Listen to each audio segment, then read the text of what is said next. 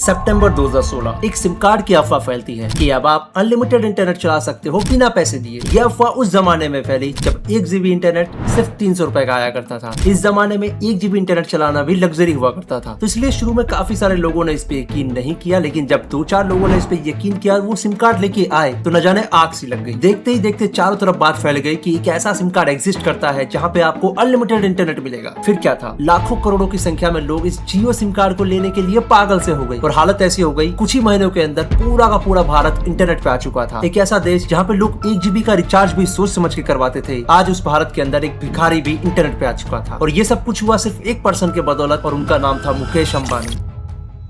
मुकेश अंबानी एक ऐसी पर्सनैलिटी जो आज के टाइम पे भारत की सबसे पावरफुल पर्सनैलिटी है। इनके पावर के सामने प्राइम मिनिस्टर छोड़ो, प्रेसिडेंट भी कुछ नहीं। ये चाहे तो रातों रात पूरे भारत को बर्बाद कर सकते हैं। और यहीं से शुरुआत होती है रिलायंस के उस काले मोनोपोली की, जिसने पूरे भारत पे कब्जा कर लिया। तो रिलायंस की कभी इतनी बड़ी मोनोपोली थी ही नहीं। ना तो ये लोग एप्स बनाते थे, ना कोई स्ट्रीमिंग प्लेटफॉर्म, ना ही कोई हाईटेक गैजेट्स। ये लोग तो क्रूड ऑयल प्रोसेस करते थे। कायदे से देखा जाए अनिल अंबानी को अमीर बनना था, लेकिन फिर ऐसा क्या हुआ कि मुकेश अंबानी इतने अमीर बन गए और अनिल अंबानी देखते ही देखते उनका दिवाला निकल गया। तो अगर इसको जानना है तो थोड़ा पास्ट में जाना पड़ेगा। जुलाई 2002 जब धीरूभाई अंबानी की मौत होती है, तो उनकी मौत के बाद दोनों भाइयों के बीच में अचानक से लड़ाई सी हो जाती है। और ये लड़ाई इतनी बड़ी हो जाती है कि देखते ही देखते नवंबर 2004 तक पूरा का पूरा मामला पब्लिक हो जाता है। फिर जून 2005 में फैमिली फाइनली डिसाइड करती है सेटलमेंट करने का, और फिर होता है रिलायंस ग्रुप के 2 टुकड़े, जिसमें से एक टुकड़ा दे दिया जाता है अनिल अंबानी को, और वहीं दूसरी तरफ मुकेश अंबानी को मिलता है Reliance industries, refining, petrochemicals, oils और गैस एक्सप्लोरेशन की चीजें। तो कहानी साफ थी, सबको ये लगा कि अनिल अंबानी को जो चीजें मिली है ये तो भारत का फ्यूचर होने वाला है, क्योंकि आने वाले टाइम में लोग टेलीकॉम की तरफ ही जाएंगे। और ऊपर से मुकेश अंबानी ने अनिल अंबानी से वादा किया था कि वो उनके बिजनेस में टांग नहीं अड़ाएंगे, वो सेम तरीके का बिजनेस कभी स्टार्ट करेंगे ही नहीं। लेकिन फिर मई 23, 2010 में अंबानी ब्रदर्स फाइनली इस एग्रीमेंट को रोक देते हैं, और एक रिपोर्ट के हिसाब से जून 11, 2010 में मुकेश अंबानी इन्फोटेल ब्रॉडबैंड को खरीद लेते हैं। अब जिनको नहीं पता इन्फोटेल क्या है, तो उनको बता दूं, ये इकलौती कंपनी थी जिनके पास वायरलेस ब्रॉडबैंड का लाइसेंस था इंडिया के अंदर। मतलब अगर आपके पास ये कंपनी है तो वायरलेस नेटवर्क में आगे बढ़ने से आपको कोई रोक ही नहीं सकता। ऊपर से मुकेश अंबानी ने 2010 में घोषणा भी कर दी थी कि वो आने वाले टाइम में इस टेलीकॉम सेक्टर के अंदर $5 बिलियन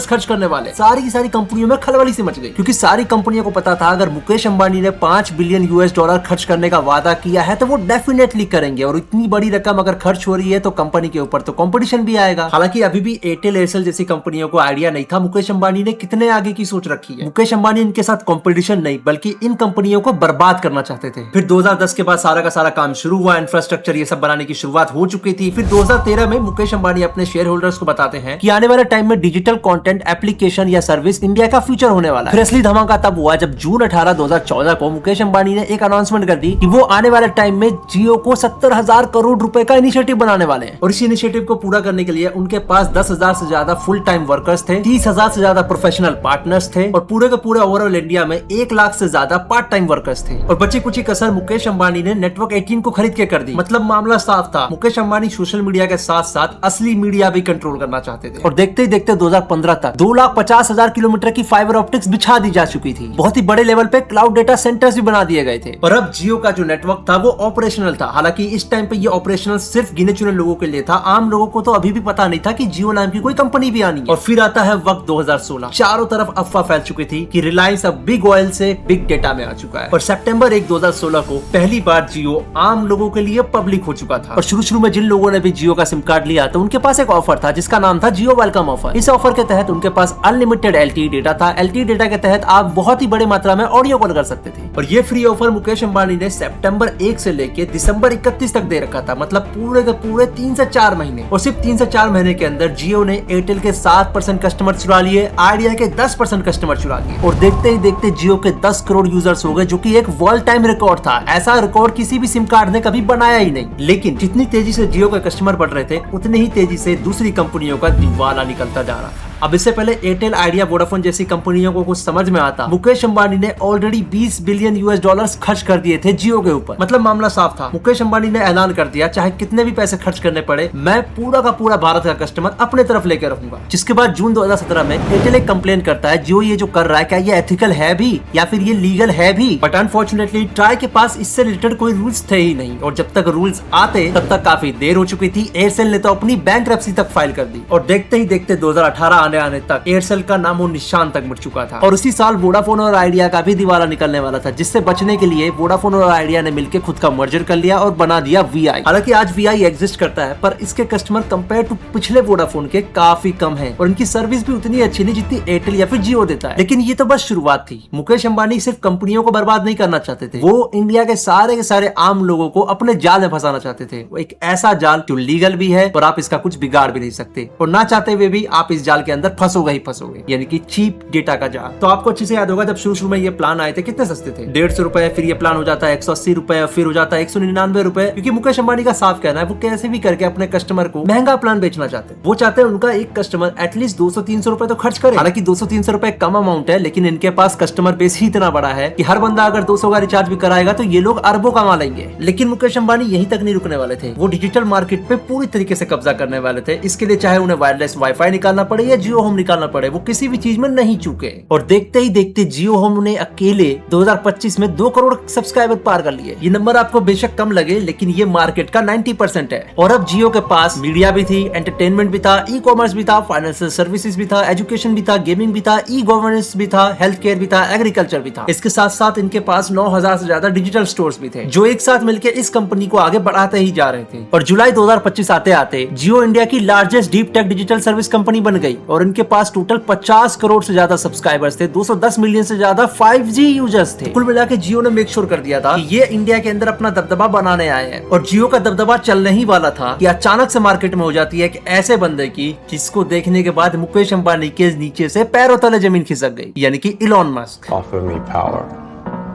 I don't care. तो इलॉन मस्क ने एकदम से ऐलान कर दिया कि वो इंडिया के अंदर अपना स्टारलिंक इंटरनेट लाने वाले हैं। बेसिकली स्टारलिंक एक ऐसा इंटरनेट सर्विस है जो आपको सैटेलाइट से इंटरनेट देता है। और स्टारलिंक के आने का मतलब है कि जो बड़ी बड़ी कंपनियां अभी जियो से इंटरनेट ले रही है वो डेफिनेटली स्टारलिंक से लेगी, क्योंकि इनका इंटरनेट सर्विस मेक श्योर करता है कि आपको हर टाइम डेटा मिले, आपका इंटरनेट हर समय चलता रहे। लेकिन फिर अचानक से 2021 में गवर्नमेंट स्टारलिंक पे होल्ड लगा देती है। वो इन्हें कहती है थोड़ी देर के लिए रुक जाइए, क्योंकि मुकेश अंबानी ने एक लेटर लिख दिया था कि किसी भी तरीके से स्टारलिंक को इंडिया आने से रोको, क्योंकि मुकेश अंबानी को अच्छे से पता था अगर स्टारलिंक इंडिया आ गया तो उनके जियो को एक तगड़ा कंपटीशन मिलने वाला है। मुकेश अंबानी चाह के भी इलॉन मस्क से जीत नहीं सकते। फिर इसके बाद शुरुआत होती है जून 2023 में बैटल ऑफ द बिलियनर्स, जिसमें इलॉन मस्क को रोक दिया गया मुकेश अंबानी के जरिए। और जाहिर सी बात है अगर ऑक्शन होता सैटेलाइट इंटरनेट का तो इलॉन मस्क मुकेश अंबानी से जीत जाते। अब इससे पहले मुकेश अंबानी खुशियां मनाते, भारतीय एयरटेल अनाउंस करता है स्पेसएक्स के साथ एक डील जिसमें वो स्टारलिंक के इंटरनेट को इंडिया लाने वाले थे। जिसके बाद अचानक से मुकेश अंबानी को बात समझ में आती है वो इलॉन मस्क से तो नहीं जीतने वाले, तो वो भी स्पेसएक्स के साथ डील साइन करने के लिए राजी हो जाते हैं और फाइनली विचार करते हैं कि अब जियो और स्टारलिंक को मिल बांट के चलना चाहिए। और फिर मार्च 2025 में स्टारलिंक को 5 साल का परमिट मिल जाता है। हालांकि इलॉन मस्क चाहते थे उनको एटलीस्ट 20 साल का तो परमिट मिले, बट अनफॉर्चुनेटली उनको मिलता है सिर्फ 5 साल का परमिट। तो इलॉन मस्क ने सिर्फ अंबानी को धमकाया नहीं, बल्कि ये जताया कि मार्केट में अगर आप खुद को सबसे बड़ा समझते हो तो आपको ये ध्यान रखना चाहिए कि आपसे बड़ा प्लेयर कभी भी मार्केट में आ सकता है। और हालत ऐसी हो चुकी है कि आज के टाइम मुकेश अंबानी के पास आपको टमाटर भी मिल जाएगा, सब्जी भी मिल जाएगी, यहाँ तक कि गैजेट्स भी मिल जाएंगे और तमाम ऐसी चीजें मिल जाएंगी जो आपके घरों में या फिर रोजमर्रा की जिंदगी में काम आती है। लेकिन मुकेश अंबानी यहाँ तक कहाँ चुप होने वाले थे, इनको अच्छे से पता है आने वाले टाइम में एआई फ्यूचर है। एक रिपोर्ट के हिसाब से निविडिया और रिलायंस ने पार्टनर किया क्लाउड एआई इंफ्रास्ट्रक्चर में, जहाँ पे ये लोग लैंग्वेज मॉडल्स, जनरेटिव एआई या फिर किसी एप्लीकेशन को बनाने में काम आते हैं। और यही डिजिटल डेटा रिलायंस के काम आता है उनके अगले बिजनेसेस को बढ़ाने के लिए, उनके अगले मार्केट को एक्सपैंड करने के लिए। तो अगर आप चाहो या ना चाहो,